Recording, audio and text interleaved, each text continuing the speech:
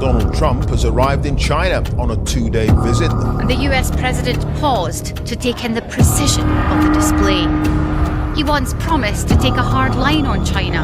A lot of good things are going to happen. 13 मई 2026 ये वो दिन था जब तकरीबन 9 साल के बाद 2017 के बाद किसी अमेरिकी सदर ने चीन का दौरा किया। डोनाल्ड ट्रंप 30 बड़ी कंपनीज के सीईओ के साथ जो हैं वो बीजिंग में उतरे। एप्पल, टेस्ला, एनवीडिया और दुनिया की तमाम बड़ी कंपनीज के सीईओ जो हैं वो साथ थे और दुनिया को बड़ी उम्मीद थी कि यहाँ पर जो है वो बड़े मुआहदे तय पाएंगे, ताइवान के हवाले से बात होगी, कोई ईरान पर डील हो जाएगी, टैरिफ्स के हवाले से जो है वो बात होगी और जो है वो बड़ी कंपनीज के सीईओज जो हैं वो साथ थे। तो फिर जो है वो कोई टेक्नोलॉजी के हवाले से कोई जो है वो एग्रीमेंट साइन हो जाएगा और इसके अलावा एनवीडिया H200 जो चिप्स हैं उन पर कोई डील हो जाएगी। लेकिन जब ट्रंप वापस आए तो जो है वो बात और थी।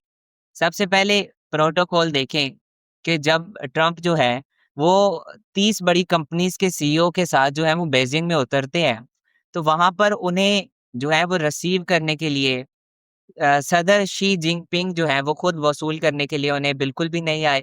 एक नायब सदर को भेज दिया गया और यहाँ पर देखें कि उसी के बाद चंद रोज कबल बाद जब प्यूटन वहां पर आते हैं तो उन्हें रिसीव करने के लिए सदर शी जो है वो खुद उन्हें रिसीव करने के लिए वहां पर पहुंचते हैं। यानी कि उन्होंने अमेरिका को ये बता दिया है कि ये हमारे लिए ज्यादा अहमियत रखते हैं, आप हमारे लिए इतनी ज्यादा अहमियत नहीं रखते।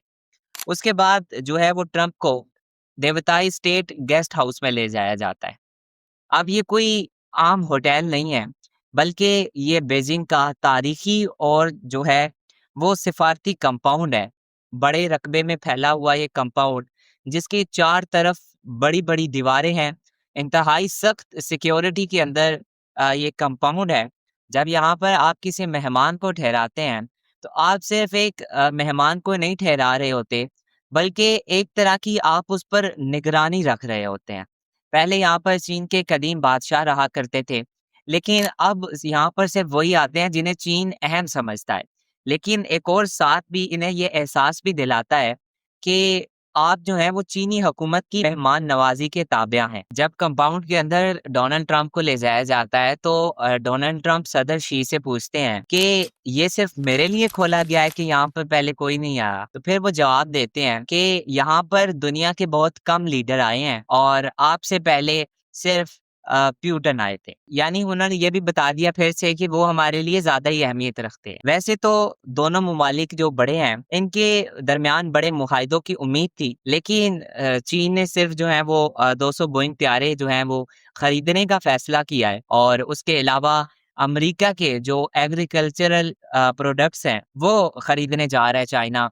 पाकिस्तान से नहीं खरीद रहा एग्रीकल्चरल प्रोडक्ट्स, अमेरिका से खरीदने जा रहा है। अब इसके अलावा अमेरिकी वफद के पास जो है वो कीपैड फोन्स थे, पुराने बटनों वाले मोबाइल उनके पास थे क्योंकि ये हर कोई जानता है कि चाइना टेक्नोलॉजी के लिहाज से कितना आगे है और लेकिन इस बात की अभी तक जो है वो कहीं से भी तस्दीक नहीं हो सकी। इसके अलावा एक और वीडियो सोशल मीडिया पर वायरल हुई। डायनामिक हॉल के अंदर जो वेटर्स खाना खिला रहे थे उनकी नजरें अमेरिकी मेहमानों पर जमी हुई थी, जैसे वो उन पर जो है वो नजर रख रहे थे। अमेरिकी वफद जो है वो वहां पर डोमिनेटेड महसूस कर रहा था और साथ में ये भी एक बात समझ आती है कि अभी तक चाइना को जो है वो अमेरिका पर बिल्कुल भी भरोसा नहीं है, यानी कि अभी तक अपना दुश्मन समझते हैं।